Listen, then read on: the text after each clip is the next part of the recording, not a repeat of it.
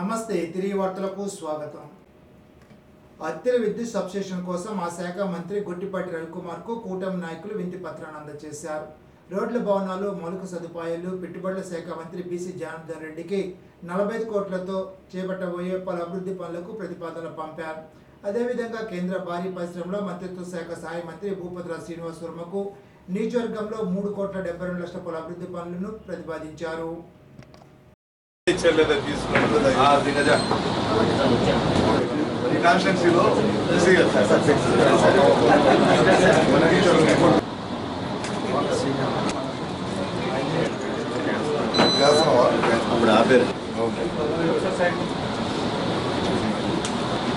Survey జరుగుతుంది. Load వచ్చినట్టు చూసుకుంటాం.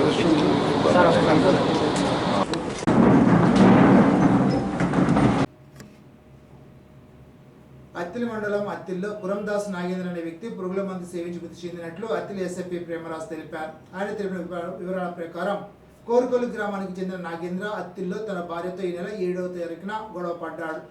ఈ విషయాన్ని ఆమె తన తల్లికి ఫోన్ చేసి చెప్పడంతో నాగేంద్ర మనస్తాపానికి గురై ప్రతి విషయాన్ని ఎందుకు చెప్తావని ఇంటి వెనక్కి వెళ్లి పురుగుల మందు సేవించాడు. ఇది చూసిన భార్య తనకు ప్రభుత్వాసుపత్రికి తరలించింది. మెరుగైన చికిత్స కోసం విజయవాడ ప్రభుత్వాసుపత్రికి తరలించగా గురువారం మృతి చెందినట్లు ఎస్ఐ తెలిపారు. కేసు నమోదు చేసి దర్యాప్తు చేస్తున్నట్లు తెలిపారు. దాతల సహకారంతో ఆర్వో ప్లాంట్ ఏర్పాటు చేయడం అభినందనీయమని మాజీ మంత్రి ఆచంట శాసనసభ్యులు పీతాని సత్యనారాయణ అన్నారు. గురువారం పెనుమంట మండలం కొయ్యేటిపాడులో విర్బాక్ సంస్థ సౌజన్యంతో ఏర్పాటు చేసిన ఆర్వో ప్లాంట్ను మాజీ మంత్రి ఆచంట శాసనసభ్యులు పీతాని సత్యనారాయణ ప్రారంభించారు. ఈ సందర్భంగా ఆయన మాట్లాడుతూ వ్యాపార సంస్థలు వ్యాపార అభివృద్ధితో పాటు ప్రజల శ్రేయస్సు కోసం కలుషితం మారుతున్న నీరు త్రాగుతున్న ప్రజల ఇబ్బందులు గుర్తించి ఆర్వో ప్లాంట్ ఏర్పాటు చేయడం శుభసూచకమని అన్నారు. ఆర్వో ప్లాంట్ వాటర్ను పరిసర ప్రాంత ప్రజలు సద్వినియోగం చేసుకోవాలని కోరారు. కంపెనీ నిర్వాహకులు శ్రీనివాస్ రెడ్డిని ఎమ్మెల్యే అభినందించారు. కార్యక్రమం మాజీ జడ్పీటీసీ సత్యసాయి ఆదినారాయణ రెడ్డి, దొంగ శ్రీనివాస్, కడలేడికొండలు, వెలగల బుల్రామరెడ్డి, సత్తి బావిరెడ్డి, మల్లిటి శ్రీనివాస్ రెడ్డి తదితరులు పాల్గొన్నారు. రైతు పండించిన ప్రతి ధాన్యపు గింజ ప్రభుత్వం కొనుగోలు చేస్తుందని మంత్రి ఆచంట శాసనసభ్యులు పీతాని సత్యనారాయణ అన్నారు. గురువారం పెనుమంట మండలం ఆలమూరులో ధాన్యం కొనుగోలు కేంద్రాన్ని ప్రారంభించారు. ఈ సందర్భంగా ఆయన మాట్లాడుతూ గత ప్రభుత్వం రైతు ధాన్యాన్ని కొనుగోలు చేసి సొమ్ము చెల్లించకుండా కాలయాపన చేసిందని, రైతుల నుండి రైస్ మిల్లర్లు ధాన్యాన్ని లూటీ చేశారని గుర్తు చేశారు. కానీ ముఖ్యమంత్రి చంద్రబాబు నాయుడు కూటమి ప్రభుత్వం రైతు పక్షపాతి ప్రభుత్వాన్ని రైతులకు మేలు చేసేందుకు ప్రయత్నిస్తోందని చెప్పారు. ధాన్యం కొనుగోలు చేసిన 48 గంటల్లో రైతు ఖాతాలో డబ్బు జమ చేస్తామని చెప్పి 24 గంటల్లోనే రైతు ఖాతాలో డబ్బు జమ చేశామని తెలిపారు. నియోజకవర్గంలో 56 ధాన్యం కొనుగోలు కేంద్రాలు ఏర్పాటు చేసి ధాన్యం కొనుగోలు ప్రారంభిస్తున్నామని తెలిపారు.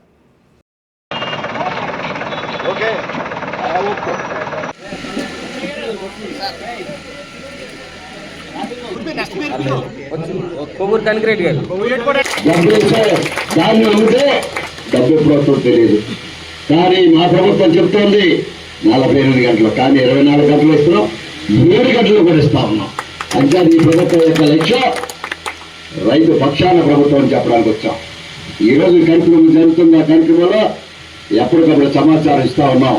ఏ వరువులు దొరకకుండా ఎగవాడేసేవాళ్ళు, వాడు 7 బత్తాలు పడితే వాడు 9 బత్తాలు వాడాలా, 9 బత్తాలు పడితే 10 బత్తాలు వాడాలా. అవన్నీ తగ్గిపోయి వ్యవసాయ నిష్ణాధికారులు ఏం చెప్తుంటే రైతులు ఇప్పుడు 2, 1, 3 అంతే. పురుగు మందులు మాత్రం మీ అందరూ కూడా ఒకటే చెప్తా ఉన్నాం.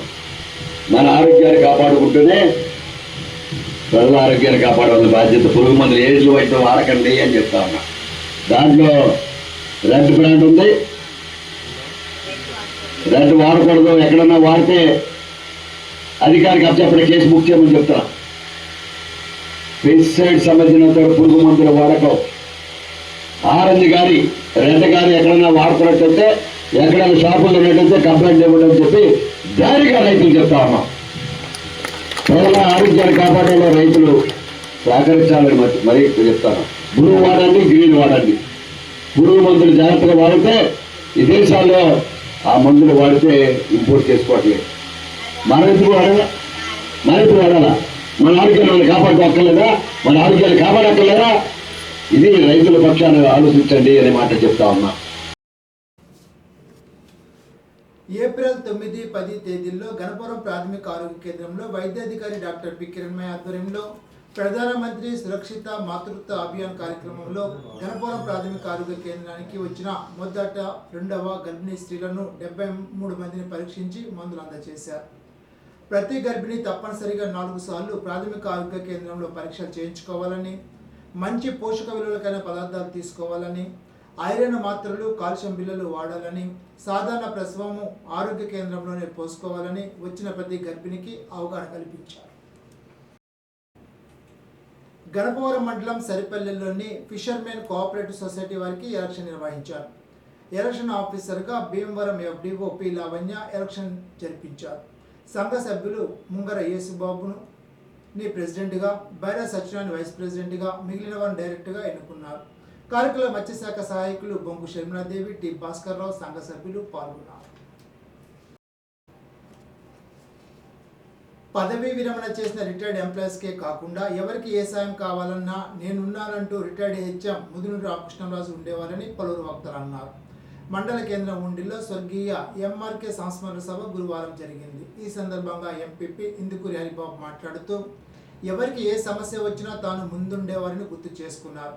కాల MDO ముట్నూరి ప్రభాకర్ మాట్లాడుతూ చావు కూడా పెళ్లి లాంటిదేనని అన్నారు. రిటైర్డ్ ఉద్యోగుల రాష్ట్ర అసోసియేట్ అధ్యక్షుడు జేమ్స్ మాట్లాడుతూ రిటైర్డ్ ఉద్యోగులకు మంచి సేవలు అందించారని తెలిపారు. విశ్రాంత ఉద్యోగుల అసోసియేషన్ ఉండి ఆక్విడి శాఖ vice president doctor Gadiraju Rangaraju మాట్లాడుతూ అందరిలో ఆయన తలలో నాలుగుగా వ్యవహరించేవారని, ఆయన ఇల్లు రాజ్ దర్బార్లా ఉండేదని అన్నారు. కార్యక్రమం Munuru Gopalaraju, Paul, Ramaraju, Satyanarayanaraju, Sushila, Silvayya, MRK charitable trust ఏర్పాటు చేసిన కుటుంబ సభ్యులు, కార్యక్రమంలో పలువురు ప్రజాప్రతినిధులు, లయన్స్ క్లబ్ సభ్యులు, రిటైర్డ్ ఉద్యోగులు, ప్రజలు పాల్గొన్నారు. జోసన కోడలు అయినప్పటికీ కూడా అంతకంటే అద్భుతంగా వారి సేవలు.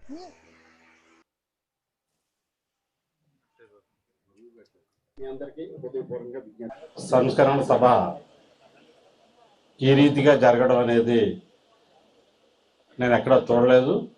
కుటుంబ సభ్యులు, గ్రామస్తులు, తోట సహోదరులు మరి అందరూ పాల్గొనడం అనేది నేను మొట్టమొదటిసారి ఇక్కడే చూస్తున్నాను. మరి గ్రామస్తులు, ఉపాధ్యాయులు, ఉద్యోగులు, రిటైర్డ్ ఉద్యోగులు, బంధువులు, మిత్రులు, స్నేహితులు అందరూ కలిసి నిర్వహించడం అనేది చాలా గొప్ప విషయం. అది MRK గారికి జరగడం అనేది ఇంకా అదృష్టం.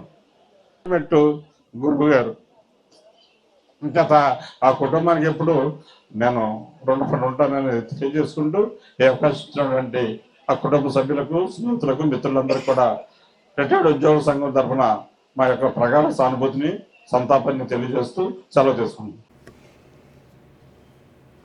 దీర్ఘకాలికంగా పాలకొల్లు మండలం గోరింటాడులో ప్రజలు త్రాగునీటి సమస్య వేధిస్తోంది. ఈ సమస్యను శాశ్వతంగా తీర్చేలా మంత్రి రామానాయుడు పెద్ద ఎత్తున నిధులు సమకూర్చారు. జల జీవన పథకం ద్వారా రక్షిత మంచినీటి పథకం పనులకు 75.60 లక్షలు మంజూరు చేయించారు. ఈ నిధులతో చురుగ్గా సాగుతున్న పనులు త్వరలో కార్యరూపం దాల్చనున్నాయి. దీంతో గ్రామస్తులంతా ఆయనకు రుణపడి ఉంటామని కృతజ్ఞతలు వ్యక్తం చేస్తున్నారు. అధికారంలోకి వచ్చిన కూటమి ప్రభుత్వంలో మంత్రి రామానాయుడు ప్రత్యేక శ్రద్ధ తీసుకుని జలజీవన్ మిషన్ పథకం మైక్రో ఫిల్టర్ ద్వారా రక్షిత జలాలు అందించేందుకు నిధులు మంజూరు చేయించారు. దీంతో మైక్రో ఫిల్టర్తో పాటు 40,000 లీటర్ల సామర్థ్యం గల ఓవర్ హెడ్ ట్యాంక్ నిర్మాణం, నర్సాపురం ప్రధాన కాలువ నుండి నీరు వెళ్లేందుకు పైప్లైన్ ఏర్పాటు, గ్రామంలో పూర్తి స్థాయిలో పైప్లైన్ విస్తరణ వంటి పనులు చురుగ్గా సాగుతున్నాయి. త్వరలో ఈ పనులన్నీ పూర్తయితే గ్రామస్తులకు రక్షిత మంచినీరు అందనుంది. ఈ పనుల పట్ల గ్రామస్తులు హర్షం వ్యక్తం చేస్తున్నారు. ఆయా పనులను కూటమి నాయకులు పర్యవేక్షిస్తున్నారు.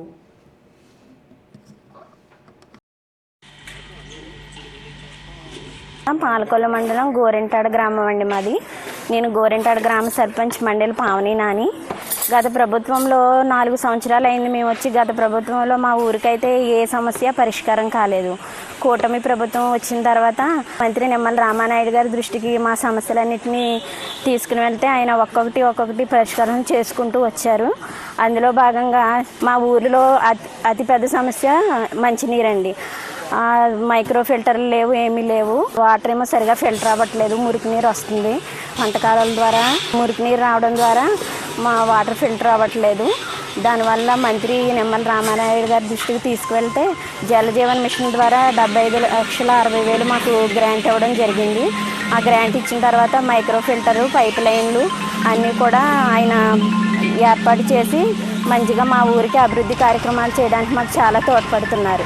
ఈ మంచినీటి సమస్యను పరిష్కరించినందుకు మంత్రి నిమ్మల రామానాయుడు గారికి చాలా చాలా ధన్యవాదాలు తెలుపుకుంటున్నాం. వీరవాసర మండలం చింతలకోటి గరువు గ్రామంలో ఉమా చంద్రశేఖర స్వామివారి ఆలయ ప్రాంగణంలో వీరవాసర మండల పిరమిడ్ సొసైటీ సొసైటీ ఆధ్వర్యంలో ఉచిత ధ్యాన శిక్షణ కార్యక్రమాన్ని నిర్వహించారు. కార్యక్రమం భీమవరం పట్టణానికి చెందిన సీనియర్ పిరమిడ్ మాస్టర్ దండు విజయలక్ష్మి పాల్గొని జ్ఞానబోధ చేసి జ్ఞాన శిక్షణ ఇచ్చారు. ఈ సందర్భంగా విజయలక్ష్మి మాట్లాడుతూ భగవద్గీత అంటే మన జీవన రేఖని, భగవద్గీతలోని శ్లోకాలు రాగయుక్తంగా పాడి అందులోని యోగార్థాన్ని వివరించి ప్రతి ఒక్కరూ ఆహార విహార వ్యవహారాల్లో యుక్తంగా ఉండాలని, మన శరీరం పంచభూతాలతో ఏర్పడిందని తెలిపి అందరి చేత శ్వాస మీద ధ్యాస జ్ఞానం చేయించారు. కార్యక్రమంలో జిల్లా కోఆర్డినేటర్ కేవిడి ప్రసాద్, ప్రకాష్ రావు, హనుమంతు, కత్తుల రంగారావు, తోలేటి శ్రీరామచంద్రమూర్తి తదితరులు పాల్గొన్నారు. ఇప్పుడు తూర్పుగోదావరి జిల్లా వార్తలు. ఏదైనా ఒక సమస్య వస్తే దాని స్థాయిని కూడా అంచనా వేసి ఆ స్థాయిలో ప్రతిస్పందన ఉంటే తప్పకుండా పరిష్కారం అవుతుందని, హేతుబద్ధత కలిగే పరిష్కారం చేసినప్పుడే భూ సమస్యకు ఇతర సమస్యలకు పరిష్కారం సాధ్యమవుతుందని జిల్లా కలెక్టర్ పి ప్రశాంతి పేర్కొన్నారు. రాజమహేంద్రవరం కలెక్టరేట్ సమావేశ మందిరంలో గురువారం జిల్లా కలెక్టర్ పి ప్రశాంతి అధ్యక్షతన రెవెన్యూ అధికారుల సమావేశం నిర్వహించారు. ఈ సందర్భంగా రెవెన్యూ అంశాల పరిష్కార మార్గాలపై వర్క్షాప్ను joint collector Chinnaramudu, DRO T Sitaramamurthy ఆధ్వర్యంలో నిర్వహించారు. ఒక నిమిషం ఫోన్ చేసి already 8-9 months we worked.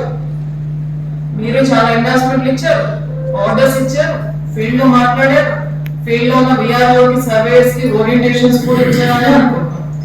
But still we are not able to achieve the required results. So our required result is like examination. We all want to have the outstanding results in our PGRS or revenue redressal mechanism. AP service లో కానీ PGRS లో కానీ మనకు outstanding performance రావాలి. అది రావాలి అంటే what we should do, అదే మనం ఇక్కడ మాట్లాడుకోవచ్చు. దానికి base your learnings for last 8 months, especially in this PGRS contract, and whatever your experience. So as a Tahsildar ga mee experience anta base cheskoni మనం action points ni chestam. So that action point should give us results in a positive way. అది మన object. So మనం ఇలా చేయాలి అనేది మాత్రమే ఈ conference ఆ వర్క్ షాప్ తర్వాత మన కంక్లూజన్స్. ఇలా చేస్తే బాగుంటుంది, క్లారిఫికేషన్ ఇవ్వండి, ఇలా కాదు. We should do this. Either it is at your level, at our level, or at state level. That is our object. So we first alienation, land alienation అనే topic మీరు తీసుకున్నారు. మీరు అడగాల్సింది ఏంటంటే ల్యాండ్ alienation లో మీ గ్రీవెన్సెస్ ఏం వస్తున్నాయి? మీరు అందులో పెట్టలేదు. Land alienation in water bodies. Water bodies మరి ఎవరికి ఇస్తాం ఎలిమినేషన్? మరి ఇదేంటి పెట్టారు? ల్యాండ్ ఎలిమినేషన్ వాటర్ బాడీస్ బిక్కుమోరు అనుపత్తి ఏమని నోటీస్ ఇస్తారు?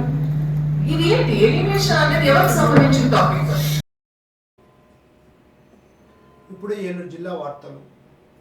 దెందులూరు నియోజకవర్గ పరిధిలోని దెందులూరు, పెదవేగి, పెదపాడు, ఏలూరు రూరల్ మండల పరిధిలో పలు గ్రామాల్లో ప్రజల త్రాగునీటి కష్టాన్ని తీర్చడానికి దెందులూరు ఎమ్మెల్యే చింతమనేని ప్రభాకర్ తీసుకుంటున్న ప్రత్యేక చొరవతో ప్రజల త్రాగునీటి కష్టాలు తీరబోతున్నాయి. కృష్ణా కెనాల్కి టైల్ ఎండ్లో ఉన్న దెందులూరు నియోజకవర్గ పరిధిలోని అనేక గ్రామాల ప్రజలు అపరిశుభ్రంగా ఉన్న కృష్ణా కెనాల్ నీటిని త్రాగునీరుగా తాగవలసిన దుస్థితి ఉండడంతో నియోజకవర్గ పరిధిలోని ప్రజలకు సురక్షితమైన గోదావరి త్రాగునీటి జలాలు అందిస్తామని ఎన్నికల ప్రచారం వేళ దెందులూరు ఎమ్మెల్యే చింతమనేని ప్రభాకర్ నియోజకవర్గ ప్రజలకు భరోసా ఇవ్వడం జరిగింది. ఈ నేపథ్యంలో ఇటీవల జిల్లా కలెక్టర్ కార్యాలయంలో గోదావరి సమావేశ మందిరంలో జరిగిన జిల్లా అభివృద్ధి సమన్వయ పర్యవేక్షణ కమిటీ సమావేశంలో దెందులూరు శాసనసభ్యులు చింతమనేని ప్రభాకర్ నియోజకవర్గంలోని 4 మండలాల ప్రజలు ఎదుర్కొంటున్న త్రాగునీటి కష్టాలను సత్వరమే పరిష్కరించేలా, వారికి కొప్పాక వద్ద నుండి పోలవరం రైట్ మెయిన్ కెనాల్ ద్వారా గోదావరి జలాలను తరలించి సురక్షితమైన త్రాగునీరు అందించేలాగా అధికారులు చర్యలు చేపట్టాలని సమావేశంలో తెలిపారు. కోకో రైతులకు నష్టం కలిగించే విధంగా కంపెనీలు చెప్పిన కోకో గింజ ధరలను ఉద్యాన శాఖ అధికారులు ప్రచారం చేయడం, కంపెనీలకు అనుగుణంగా వ్యవహరించడాన్ని నిరసిస్తూ ఏలూరు జిల్లా ఉద్యాన శాఖ అధికారి కార్యాలయాన్ని ఆంధ్రప్రదేశ్ కోకో రైతుల సంఘ ఆధ్వర్యంలో కోకో రైతులు ముట్టడించారు. కంపెనీలకు అనుకూలంగా ఉద్యాన శాఖ అధికారులు కోకో గింజలకు తక్కువ ధరలు ప్రచారం చేయడాన్ని తీవ్రంగా ఖండించారు. అధికారుల ప్రచారంతో తాము నష్టపోతున్నామంటూ కోకో రైతులు ధర్నా నిర్వహించి పెద్ద ఎత్తున నినాదాలు చేశారు. న్యాయం కోసం పోరాటం చేస్తామని ఆంధ్రప్రదేశ్ కోకో రైతుల సంఘ నాయకులు హెచ్చరించారు. మెండలీస్ కంపెనీ రేట్ల ప్రచారం నిలుదల చేస్తామని అధికారులు హామీ ఇవ్వడంతో ఆందోళన విరమించారు. ఈ సందర్భంగా ఆంధ్రప్రదేశ్ కోకో రైతుల సంఘ రాష్ట్ర అధ్యక్షుడు బొల్లు రామకృష్ణ, రాష్ట్ర ప్రధాన కార్యదర్శి కె శ్రీనివాస్ మాట్లాడుతూ రాష్ట్ర వ్యవసాయ శాఖ మంత్రి సమక్షంలో జరిగిన సమావేశం అనంతరం ఈ నెల 7వ తేదీలోపు కోకో గింజల ధర ప్రకటిస్తామని హామీ ఇచ్చారని గుర్తు చేశారు. ఏలూరు శివారు సోమవారపాడు దుర్గా క్వైర్ ఇంప్లెక్స్ ఫ్యాక్టరీలో అగ్ని ప్రమాదం సంభవించింది. ఏలూరు అగ్నిమాపక దళం వారు మంటలు అదుపులోకి తెచ్చారు. ఫ్యాక్టరీ లంచ్ టైంలో ఎవరు లేని సమయంలో ప్రమాదం జరగడంతో ప్రాణ నష్టం తప్పింది. నూజివీడులో నూతనంగా ప్రారంభించనున్న నవమి పాఠశాలలో జరిగిన విద్యుత్ ఘాతంతో ఒక బాలుడు మృతి చెందాడు. నిర్మాణ పనుల్లో పాల్గొన్న మైనర్ బాలుడు మృతి చెందాడు. మృతుడు నూజివీడుకు చెందిన చిట్టూరి ప్రవీణ్ గా గుర్తించారు. పోలీసులు కేసు నమోదు చేసి దర్యాప్తు చేస్తున్నారు. ఈనాటి బంగారు మాట: మర్యాదగా వినడం, వివేకంతో సమాధానం ఇవ్వడం, ప్రశాంతంగా ఆలోచించడం ప్రతి మనిషికి అవసరం. సోక్రటీస్. ఈ వార్త ఇంతటితో సమాప్తం. తిరిగి బిజినెస్లో కలుసుకుందాం. అంతవరకు సెలవు. నమస్కారం.